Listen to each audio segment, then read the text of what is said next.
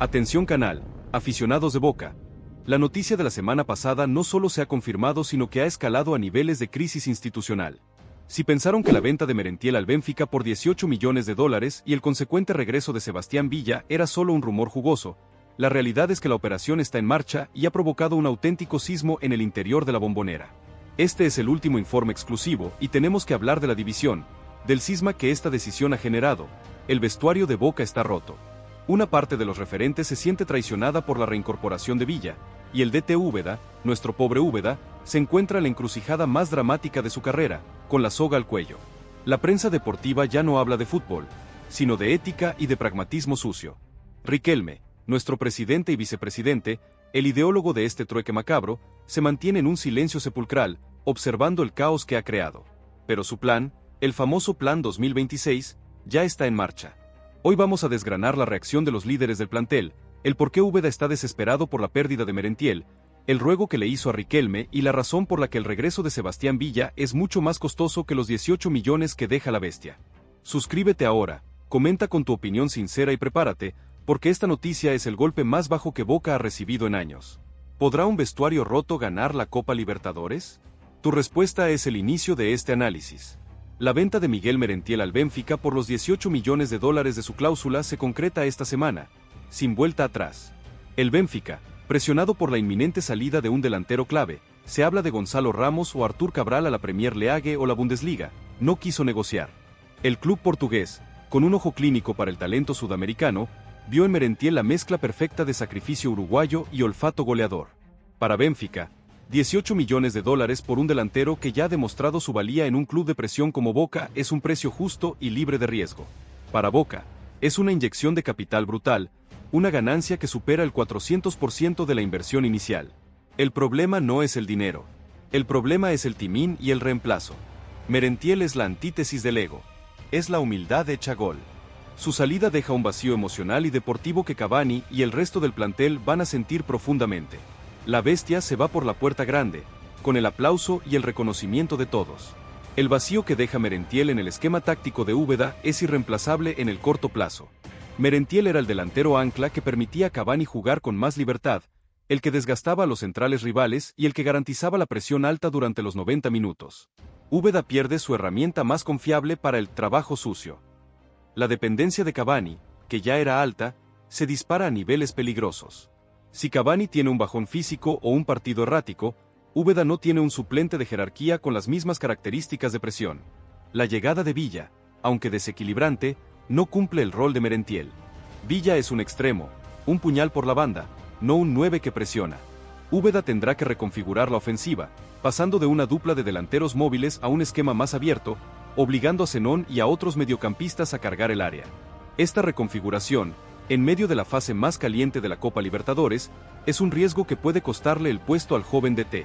Pero el verdadero seísmo se produce con la confirmación del regreso de Sebastián Villa. El jugador, que mantenía entrenamientos solitarios y apartado del plantel profesional, ha sido notificado oficialmente de su reincorporación inmediata.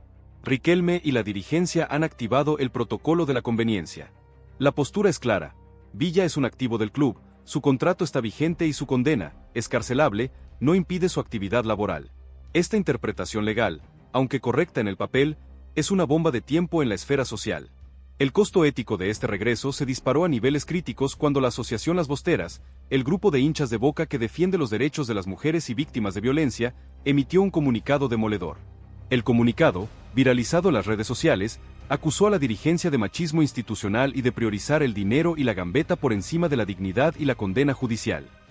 La reacción social contra Riquelme, que hasta ahora había gozado de un estatus de intocable, es la más feroz que se recuerde. Riquelme ha intentado ignorar la polémica, pero la protesta no se detiene. La dirigencia se enfrenta a la posibilidad de ver pancartas de repudio y abucheos en la Bombonera el día del regreso de Villa. El ambiente se vuelve irrespirable. El silencio de Riquelme es una estrategia de blindaje. El presidente sabe que cualquier palabra suya solo avivará el fuego.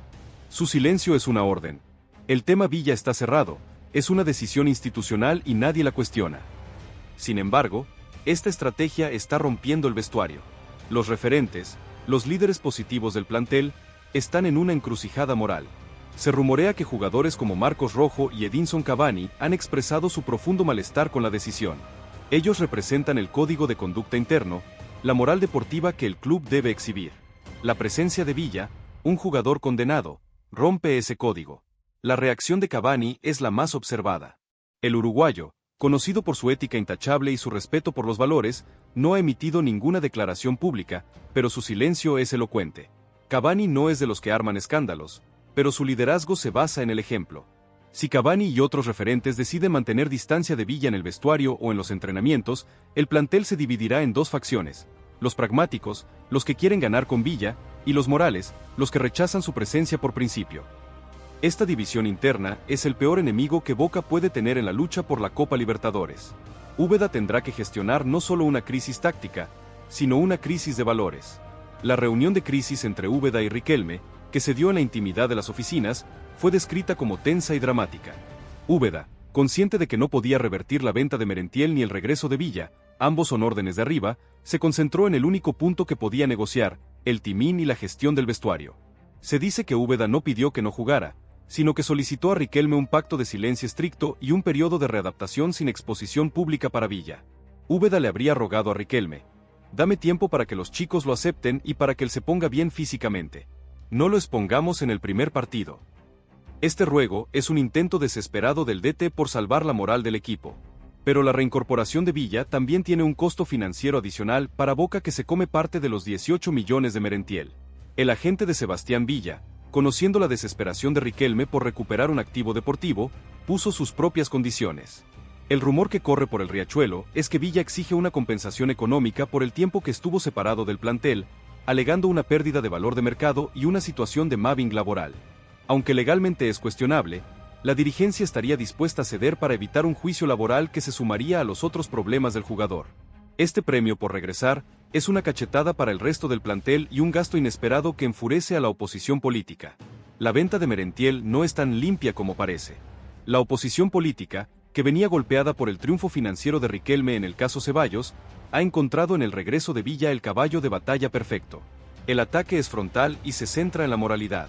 Voceros de la oposición acusaron a Riquelme de utilizar a Villa como moneda de cambio sucio y de financiar el Plan 2026 con un escándalo ético. El argumento de la oposición es sólido: Riquelme está utilizando a un jugador condenado para generar un colchón económico, los 18 millones de Merentiel, que le permita comprar refuerzos y asegurar su continuidad política. Es una jugada maestra, pero moralmente reprochable.